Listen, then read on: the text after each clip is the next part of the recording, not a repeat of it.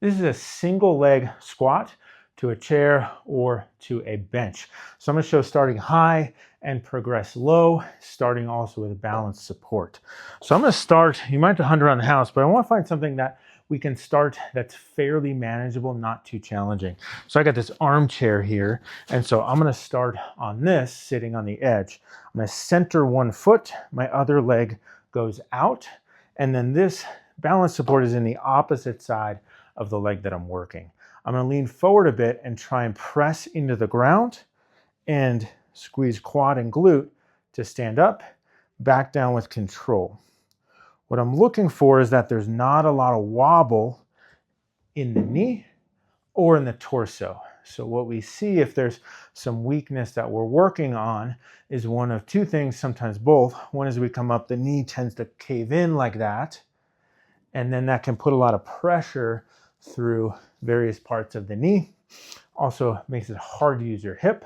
The other one is that I lean to the side, and that's helping to just kind of keep my balance as my knee maybe goes in or my hip's not working.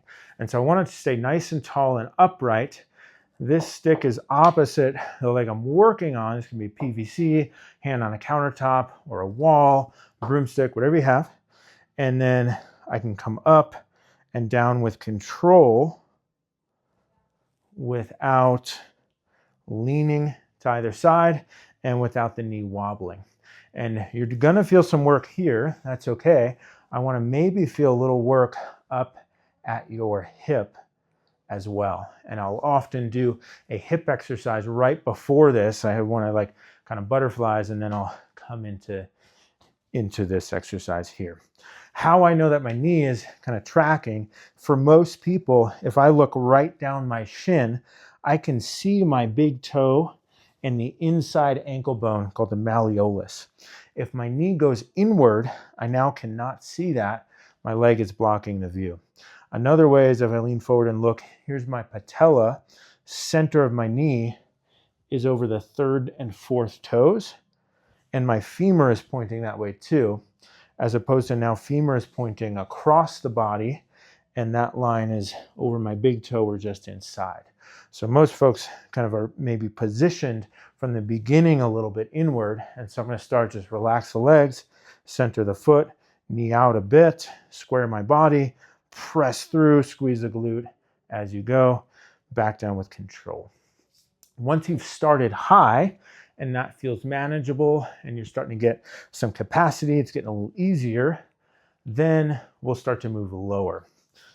So I'm going to go to this chair, but that's a big step down. So I'm going to take just the back of this, that cushion there. And now I'm going to do the same thing. It's going to be a little bit harder because I'm lower, but same exercise. I'm still using the balance support, but all the other things apply. One note that you can see better with this chair, so I can turn it, is your foot position. You can play with it. My foot is too far out in front. I have to kind of vault my way up. My foot is too far back. My heel is not on the ground.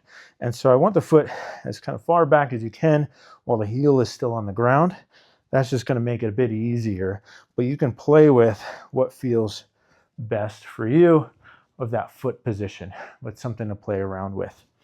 As this gets easier, I'm going to take cushion away. Now I'm in a standard height chair, still with the balance support, but now that's a fair bit harder. Once you get to a standard chair, take away the balance support, but move back high. And now see, can we do the same thing with, now I'm controlling balance, but now that might introduce a little wobble or a little